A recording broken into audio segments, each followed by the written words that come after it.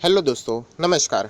SMKC channel में मैं आप सब लोगों का दिल से बहुत बहुत स्वागत करता हूं। सो दोस्तों, आज के दिन का पहला वीडियो आप लोगों ने ज़रूर देखा होगा। बहुत ही इंपॉर्टेंट न्यूज़ यहाँ पे सामने फिलहाल तो देखने को मिल रही है डी मर्जर से रिलेटेड। सो ज़रूर इस वीडियो को कवर कर लेना, लिंक नीचे डिस्क्रिप्शन बॉक्स में दे दी है। फर्स्ट टाइम विजिट किया चैनल को सब्सक्राइब करने के साथ साथ फ्री स्टॉक मार्केट क्लासेस को भी फॉलो कर सकते हो। लिंक ऊपर आई बटन पर या नीचे डिस्क्रिप्शन बॉक्स में मिल जाएगी। सो चलिए दोस्तों, फिलहाल इस वीडियो को स्टार्ट कर लेते हैं। दोस्तों, अभी हम लोग आ चुके हैं बिल्कुल हमारे नॉर्मल स्क्रीन के ऊपर एंड यहाँ पे हम लोग बात करने वाले एक आज के दिन भी एक ज़बरदस्त हम लोग को एक अच्छा स्टॉक, मतलब एक अच्छा बोलने से अच्छा एक बहुत ही ज़्यादा पॉपुलर स्टॉक हम लोग को यहाँ पे ज़बरदस्त 11 से 12% क्रैश होते हुए देखने को यहाँ पे मिल रहा है। सो ऑब्वियसली इतना 11-12% की जो गिरावट रहेगी एंड खास करके एक लार्ज कैप कंपनी में जिसका मतलब मार्केट कैप है लगभग 1 लाख करोड़ से भी ज़्यादा, और एक ऐसी कंपनी जो कि निफ्टी 50 में एक्चुअली देखा जाए तो आज भी हो सकती थी, बट बीच में उन्होंने कुछ ऐसा फैसला लिया कि हम कह सकते हैं कि निफ्टी 50 ने उसको यहाँ पे बाहर का रास्ता दिखा दिया था।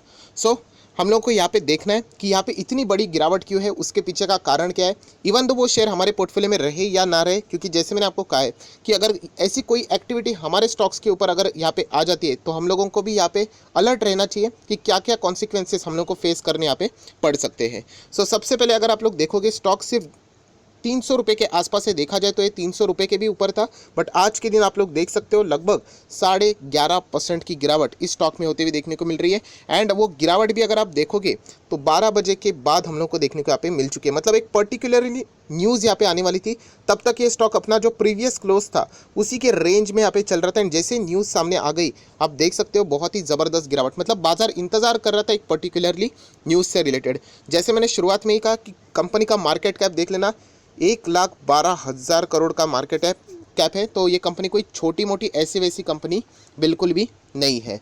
सो कौन सी कंपनी एंड यहाँ पे इशू क्या चल रहा है, तो चलिए उसी के बारे में अभी हम लोग यहाँ पे जान लेते हैं।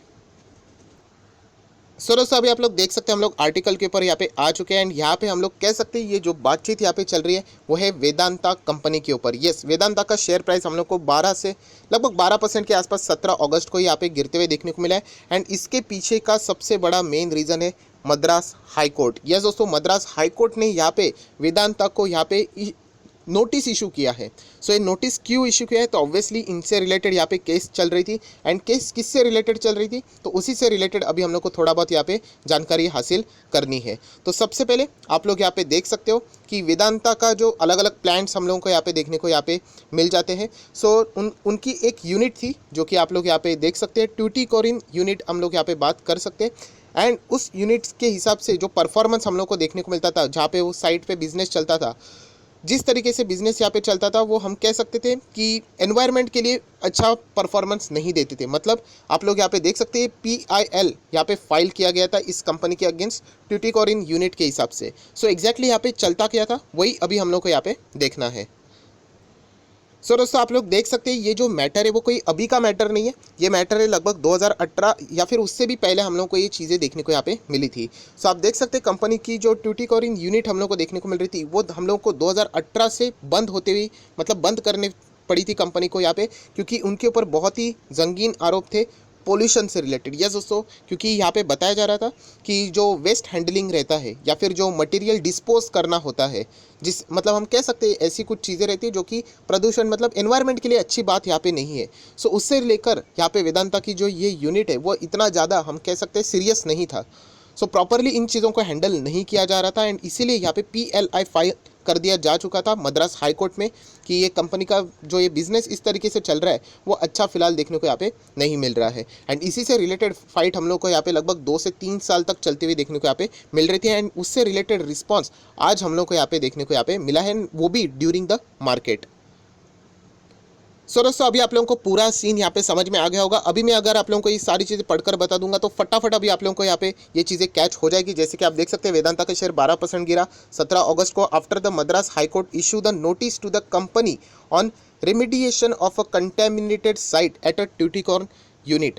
उसी के साथ साथ अगर हम लोग यहाँ पे देखेंगे Madras high court issue the notice on, जो अभी हम लोगों ने पढ़ा उसी से रिलेटेड यहाँ पे बात चल रही है। आफ्टर कब किया गया, PLI यहाँ पे PIL यहाँ पे फाइल किया गया था कंपनी के ऊपर, ये भी हम लोगों ने यहाँ पे देखा था। एंड PIL की डिमांड क्या थी कि जो ये वेदांता ये जो सारी चीज़ें यहाँ पे प्रदूषण यहाँ पे हम लोग को करते हुए देखने को यहाँ पे मिल रहा है, राइट। वो सारी की सारी चीज़ें उन्होंने यहाँ पे हटानी चाहिए। यही सबसे बड़ा PIL का यहाँ पे डिमांड था, जो कि हम लोग को हाई कोर्ट में फाइल होते हुए देखने को यहाँ पे मिला था। सो दोस्तों, अगर आप लोग यहाँ पे देखोगे तो मद्रास हाई कोर्ट ने यहाँ पे जवाब मांगा है किससे?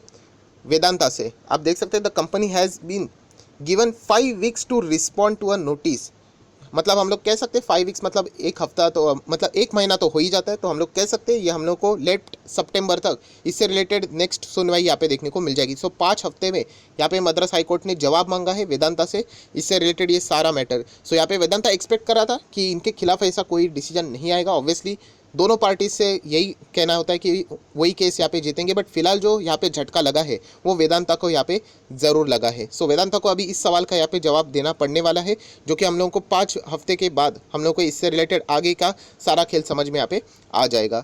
सो दोस्तों, ये सबसे बड़ी मेन रीज़न था जिसके चलते हम लोगों को ये वेदांता का शेयर आज आप लोग देख सकते हैं, कोई छोटी मोटी कंपनी नहीं है वेदांता। जैसे मैंने आपको बताया 1 लाख करोड़ का मार्केट कैप वाली कंपनी इतना ईजिली नहीं गिर जाती। मिड कैप स्मॉल कैप तो छोड़ दीजिए, वहाँ पे तो आराम से हम लोग को फ्लक्चुएशन देखने को मिलते हैं। एंड वेदांता जैसे मैंने आपको बताया कि निफ्टी 50 वाली कंपनी थी, राइट। अभी निफ्टी 50 से बाहर की हो गई, क्योंकि आपको पता है कि वेदांता के प्रमोटर यहाँ पे डीलिस्ट करवाना चाहते थे, एग्जिट हो जाना चाहते थे, पर उन्होंने जो प्राइस रखा था डीलिस्टिंग का, आप सभी लोगों को पता है इतना छोटा प्राइस रखा था, पर फिर भी वहाँ पे मैंने आपको बताया था कि जिनके पास भी वो शेयर है ज़रूर होल्ड कर लीजिए। वो सिर्फ 2 डिजिट का प्राइस बता रहे थे, इतना छोटा प्राइस। चलो अभी आप लोगों के लिए एक छोटा सा होमवर्क कि वेदांता अगर डीलिस्ट करवाना चाहती थी, वेदांता ने क्या प्राइस ऑफर किया था, तो कमेंट सेक्शन में मुझे ज़रूर बता देना।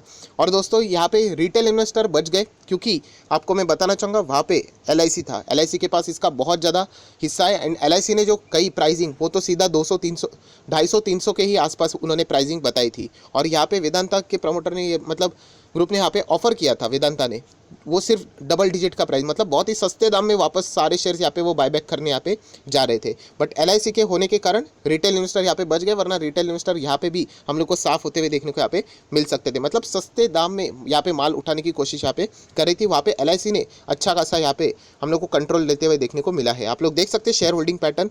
फिलहाल शेयर होल्डिंग पैटर्न अगर आप लोगों को लग रहा है कि यहाँ पे बढ़ते हुए देखने को मिल रहा है, बट स्टिल यहाँ पे संभाल कर रहे हैं ना, क्योंकि शायद से वो डीलिस्टिंग से रिलेटेड वापस एक बार कमबैक यहाँ पे कर सकते हैं। तो प्रमोटर ज़्यादा शेयर्स यहाँ पे कलेक्ट करने की कोशिश करें, हम लोग ऐसा भी कह सकते हैं 50 to 55, right now 65।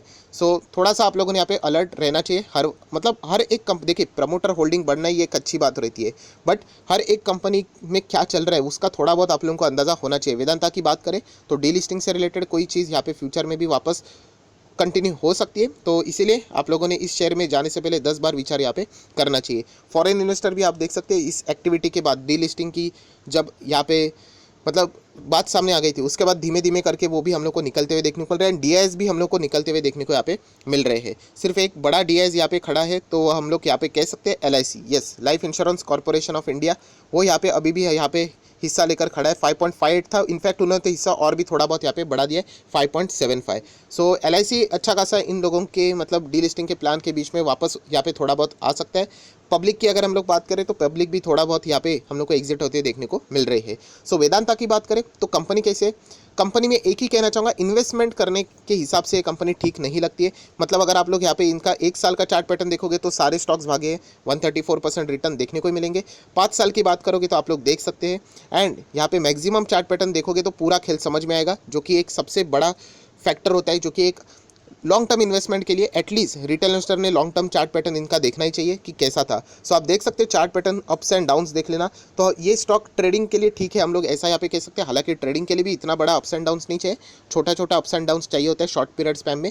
But investment के लिए अगर आप लोग देखोगे तो ऐसा एज सच कोई बड़ा इन्वेस्टमेंट यहाँ पे हम लोग को ग्रो होते हुए देखने को यहाँ पे नहीं मिलेगा। एंड सबसे मेन बात, जहाँ पे प्रमोटर कंपनी के यहाँ पे इस कंपनी को डीलिस्ट करवाना चाहते हैं, सो इतना ही कहना चाहूँगा कि यहाँ पे एंड वो बार बार यहाँ पे अपनी हिस्सेदारी बढ़ाते चले जा रहे, तो आगे भी फ्यूचर में यहाँ पे डीलिस्टिंग से रिलेटेड न्यूज़ कभी भी यहाँ पे सामने आ सकती है। सो वेदांता में अगर आप लोगों को जाना है तो अगेन कहना चाहूँगा यहाँ पे ये सबसे बड़ा खतरा है, जो कि आप लोगों को मैंने यहाँ पे बता दिया है। अगर आपको लॉन्ग टर्म की जर्नी यहाँ पे कंटिन्यू करनी है तो इससे भी बहुत बढ़िया बढ़िया स्टॉक आप लोगों को मिल जाएंगे यहाँ पे। अगर मेटल सेक्टर में ही जाना चाहते हो तो फिलहाल इस स्टॉक से अगर आप चाहो तो दूर भी रह सकते हो। कंपनी ख़राब नहीं है, बट यहाँ पे फिलहाल जो चीज़ें चलती हुई देखने को मिल रही है वो इतने खास नहीं, इतना तो हम लोग यहाँ पे ज़रूर कह सकते हैं। सो आज के दिन आप लोग देख सकते हैं ये 11 से 12% क्यों यहाँ पे गिरा है, तो इसके पीछे का अगर कोई रीज़न है तो हाई कोर्ट ने जो नोटिस सेंड की है वेदांता को, जो जवाब मांगा है 5 हफ्ते में, ये हम लोग कह सकते हैं वेदांता की थोड़ी बहुत हार है, जिसके चलते ही ये स्टॉक हम लोग को 11 से 12%। देखिए बाजार को अनसर्टेनिटी बिल्कुल भी पसंद नहीं होती है,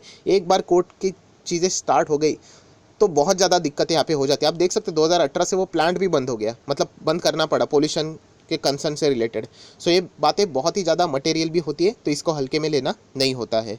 सो प्रैक्टिकली अगर देखा जाए तो बहुत सारे रिटेल इन्वेस्टर जो मतलब एटलीस्ट इस चैनल को जो फॉलो कर रहे हैं उनके पोर्टफोलियो में ये शेयर शायद से होगा, आई डाउट, क्योंकि मेटल सेक्टर से रिलेटेड ज़्यादा मैं बातें नहीं करता हूँ, क्योंकि बहुत ही वो बिज़नेस ऐसा है कि समझ में तो आता नहीं है, बट उसके ऊपर भी अगर हम लोग देखें तो ऑलरेडी मैं बता चुका हूँ ट्रेड वॉर, मतलब आप सभी लोगों को पता है कि यहाँ पे यूएस एंड चाइना के बीच में हिडन ट्रेड वॉर चलते रहते हैं। अभी फिलहाल रुका हुआ है, बट स्टिल अगर कभी भी स्टार्ट होते हैं तो सबसे ज़्यादा मेटल सेक्टर के ही स्टॉक्स पिट जाते हैं। उसी के साथ साथ अगर हम लोग डॉलर की बात करें, ये भी मैंने आप लोगों को सिखाया है कि डॉलर जितना महंगा होगा, जो कि यूजुअली देखा जाए तो अगेंस्ट द इंडियन रुपये डॉलर महंगा ही होता है। सो ऐसे केस में अगर हम लोग बात करें तो फार्मा एंड आईटी सेक्टर के स्टॉक्स को एक थोड़ा बहुत एडवांटेज मिल जाता है डॉलर के अगर हम लोग बात करें तो बढ़ने के कारण, बट मेटल सेक्टर जो हम लोग बाहर से इंपोर्ट करवाते हैं तो उनके लिए ये बुरी खबर होती है। सो इसीलिए मेटल सेक्टर में मैं ज़्यादा फोकस यहाँ पे नहीं रखता हूँ। एंड अगर इन द केस अगर आपको जाना भी है सो एक काम कीजिए, जो टॉप लेवल कंपनीज है, जैसे कि अगर मैं बात करूँ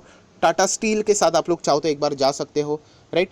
कुछ और भी अच्छी खासी मेटल वाली कंपनी है, उनके साथ भी आप लोग जा सकते हो। पर ऐसे कोई कंपनी रहेगी खास करके जिसका चार्ट पैटर्न अगर आप लोगों को ऐसे देखने को मिल रहा है तो यहाँ पे इन्वेस्टमेंट का कोई भी स्कोप नज़र यहाँ पे नहीं आ रहा है। सो आशा करता हूँ आप लोगों को इस वीडियो से भी बहुत कुछ सीखने को मिला होगा, तो ज़रूर यहाँ पे लाइक एंड शेयर यहाँ पे कर देना। So that's it, thank you very much दोस्तों, we will be meeting our next video, तब तक के लिए बाय बाय।